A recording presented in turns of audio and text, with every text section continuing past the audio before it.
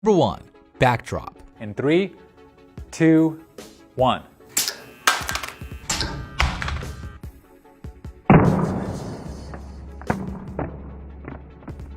After that backdrop, the Fold 3 does surprisingly well, with its rear glass still fully intact. Now, the primary point of impact was on that hinge side, where the Fold 3 benefited from having this metal strip that goes across its back, with most of the damage from the drop contained to this strip, outside of a few scuff marks on the camera module. I don't know how well the phone would have done if the primary point of impact was on the camera side of the phone. We'll test for that later in this video, but either way, it's an impressive result with everything else on the phone working just fine, including that folding mechanism and that inner display. Test number 2, hinge drop. 3, 2, 1.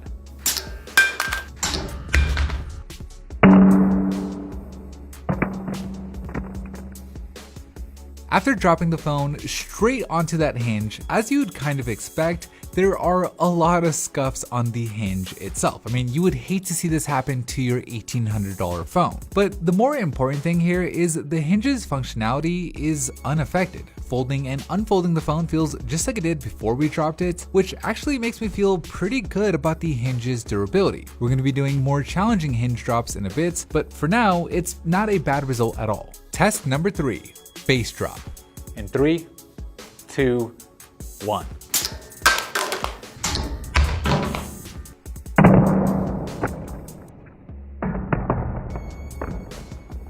After that face drop, it's an impressive result once again, with the cover glass remaining fully intact.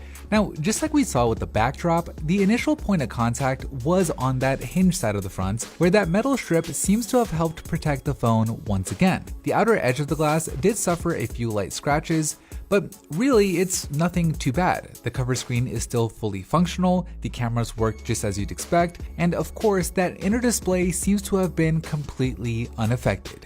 Okay, so for test number 4, we're gonna drop the Fold on its face again, but this time we've rotated the phone so that way the initial point of impact will be on the non-hinge protected side. 3, 2, 1.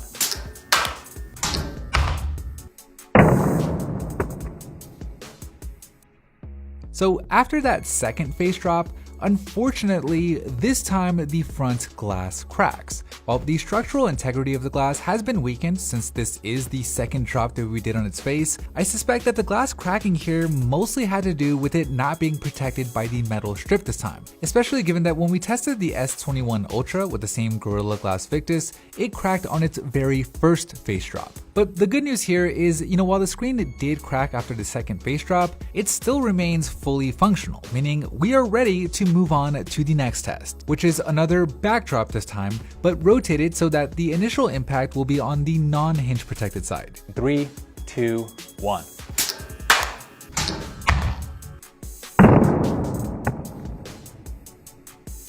And just like with the second face drop, without that extra protection from the metal strip, the rear glass shatters as well. So the takeaway here, at least for me, is when it comes to dropping this phone in its folded state, like Zach from Jerry Rig always says, glass is glass and glass breaks. But with the Fold 3, the odds of that happening are less in a random drop event due to some of the sides of the Fold having an extra layer of protection. But it's time to move on to that test we've all been dreading, the face drop right on that inner display. In 3, 2, 1. Oh! Oh!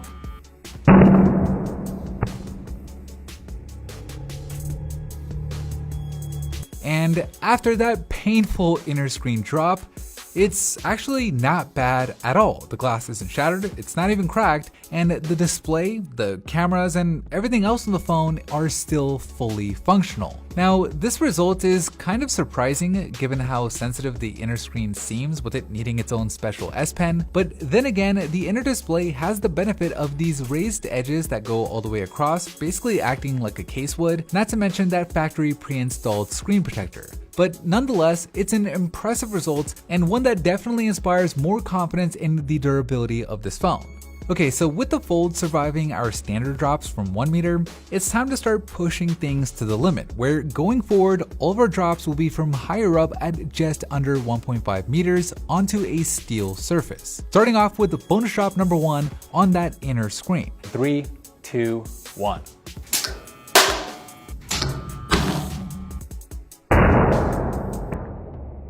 After that second drop on that inner screen, it still didn't crack. However, the result wasn't perfect this time, with some of the pixels near the center of that inner screen being damaged, but given the force of the drop, I really don't know what else to say. I'm still really impressed. Bonus drop number 2, half folded hinge drop. In 3, 2, 1.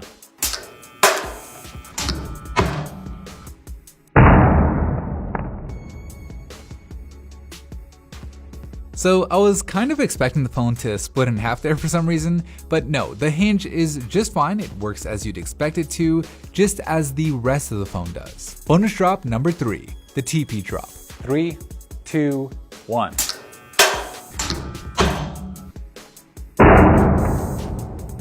Alright, so we dropped it half unfolded on the other end, and well, it's a similar result. The phone folds and unfolds without a problem, and everything else seems to be working just fine. And finally, bonus drop number 4, backside unfolded. 3, 2, 1.